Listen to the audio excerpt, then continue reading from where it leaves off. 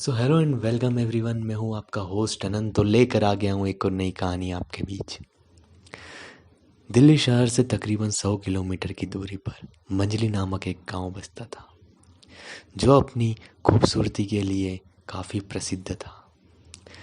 गांव के चारों ओर घने पहाड़, जंगल, जानवर, फूल, फल, नदियाँ, तालाब गांव की सुंदरता को बढ़ाने में अपना सहयोग देते थे। वह गांव अपनी सुंदरता के लिए जितना ही प्रसिद्ध था, उतना ही एक आदमी की वजह से बदनाम भी था। जी हाँ, जैसे कि चांद में ग्रहण होता है, चांद में दाग होता है, वैसे ही उस खूबसूरत गांव में एक दाग था। वहाँ का सरपंच, जिसका नाम था भीमा राव। भीमा राव एक ऐसा आदमी था जिसके अंदर ना तो दया की भावना थी, ना न्याय की भावना थी, ना परमार्थ की भावना थी। भीमा राव एक स्वार्थी किस्म का आदमी था। वो अपने स्वार्थ के लिए जिंदा आदमी को कच्चा खा जाए, और अगर उसका किसी से कोई स्वार्थ ना हो तो वो उसकी तरफ देखे भी ना। भीमा राव पूरे गांव में अपना वर्चस्व फैलाने के लिए गांव वालों को धमकाते, डराते रहता था। भीमा राव के पास पुश्तैनी जमीन, जायदाद, पैसा, दौलत, सारे ऐशो आराम थे। इन्हीं ऐशो आराम में वो पला बला, और इन्हीं पैसों का दबाव दिखाकर उसने गांव वालों को अपने अधीन कर रखा था। यानी कि गांव उसके कंट्रोल में था। और इसी बहाने उसने सरपंच का चुनाव लड़ा, और वो अपने दबदबे के कारण चुनाव जीत भी गया।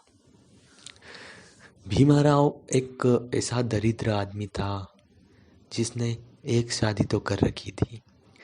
उसकी एक पत्नी होने के बावजूद वह हर लड़की को हवस की निगाहों से देखता था।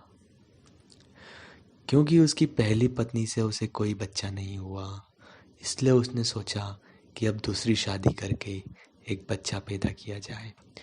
क्योंकि भीमा राव को अपना वंश आगे बढ़ाना था, और वंश आगे बढ़ाने के लिए उसको ज़रूरत थी एक लड़के की। तो वो गांव की एक 19 साल की लड़की से शादी कर लेता है। वो शादी करने के तुरंत बाद ही उसे प्रेग्नेंट कर देता है। कुछ समय बाद भीमा राव को एक बेटा होता है। भीमा राव उसे बहुत लाड़ से, प्यार से बड़ा करता है। भीमा राव का जो बेटा था वो भी उसी के जैसा था, दरिद्र, निर्लज्ज, दुख देने वाला, जिसके अंदर दया की भावना नहीं थी। बचपन से ही भीमा राव का लड़का, जिसका नाम था दिलीप कुमार, क्योंकि भीमा राव दिलीप कुमार का बहुत बड़ा फैन था, तो उसने अपने बेटे का नाम दिलीप कुमार के नाम पर रखा था। उसका बेटा पूरे गांव भर में उसको जिसका मन करता उसको परेशान करता, किसी को भी मार देता। उसने पूरे गांव भर में तहलका मचा रखा था। बच्चे उसे देखकर भाग जाते थे, अपने घरों में छुप जाते थे। दिलीप कुमार को गांव में लोगों को परेशान करते हुए बड़ा मजा आता था। अब वो परेशान करते करते ऐसे ही खेलते कूदते लोगों को दुख देते हुए काफ़ी बड़ा हो गया। तब भीमा राव ने सोचा कि क्यों ना इसे गांव से दूर भेजा जाए, शहर, कुछ शिक्षा अर्जित करने के लिए, जहाँ से वो कुछ नई तरकीब लेकर आए जिससे हम अपने वर्चस्व को बढ़ा सकें। तो इसलिए वो उसको, अपने बच्चे को दिल्ली शहर पढ़ने के लिए भेजता है। अपनी 12th तक क्लास कंप्लीट करके जब दिलीप कुमार वापस गांव आता है, तब वो कुछ अलग सा हो चुका था। दिल्ली जाकर उसके अंदर कुछ अजीब से बदलाव आए थे जो उसमें पहले नहीं थे। पहले वो खराब था, पर अब वो बदतर हो चुका था।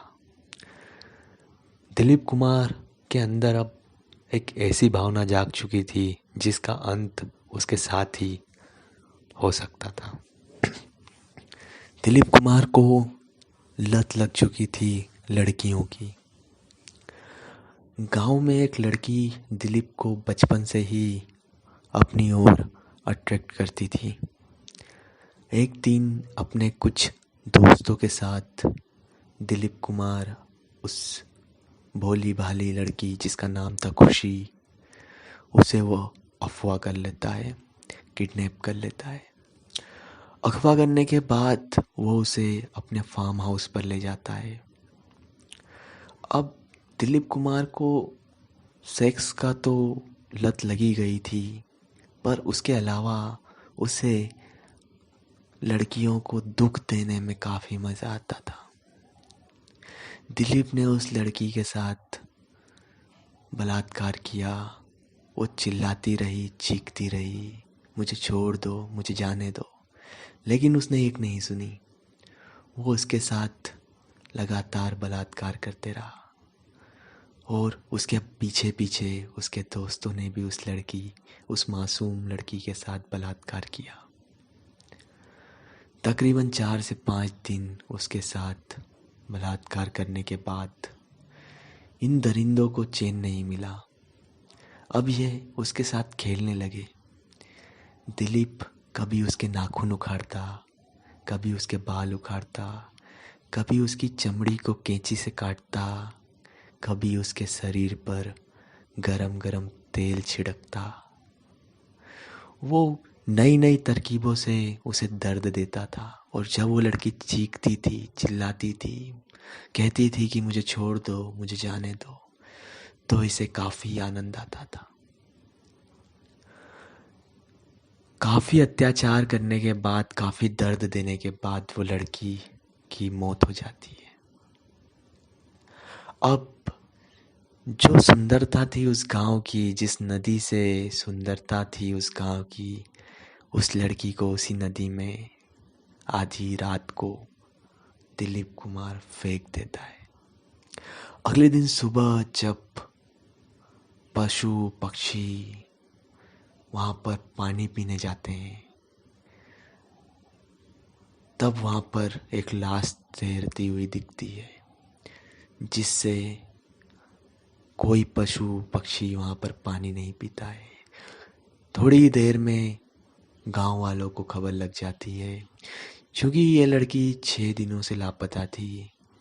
सब समझ जाते हैं ये उसी मासूम खुशी की लाश है जो 6 दिनों से लापता है।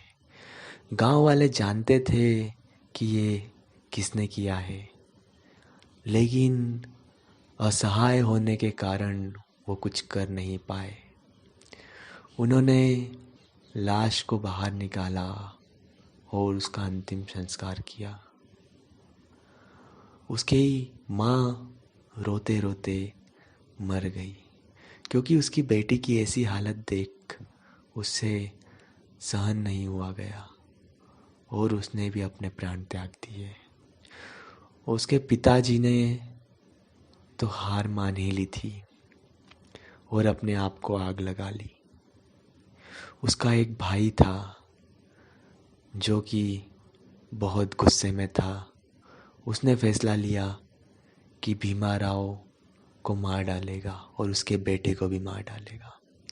वो गुस्से में भीमा राव के घर जाता है, चिल्लाता है, गालियाँ देता है, निकल भीमा राव बाहर, मैं तेरा आज खून पी जाऊंगा, कुत्ते की औलाद। पर भीमा राव के आदमी उसके भाई भील को बुरी तरीके से मारते हैं। इतना मारते हैं कि वो वहीं पर अपना दम तोड़ देता है। उस लड़की का पूरा परिवार खत्म हो जाता है देखते ही देखते, और भीमा राव का आतंक और बढ़ जाता है। भीमा राव ने अपने लड़के को पूरी छूट दे रखी थी और पूरा सपोर्ट करता था, और इस इंसिडेंट के बाद दिलीप कुमार का मनोबल और भी बढ़ चुका था। उसे काफ़ी आनंद आया था इतना अत्याचार करके। उसकी विल पावर स्ट्रॉन्ग हो गई थी। उसे मोटिवेशन मिला कि और ज़्यादा अत्याचार करे। और उनके अत्याचार दिन पे दिन बढ़ते ही गए। कोई कुछ नहीं कर पाया, कोई कुछ नहीं।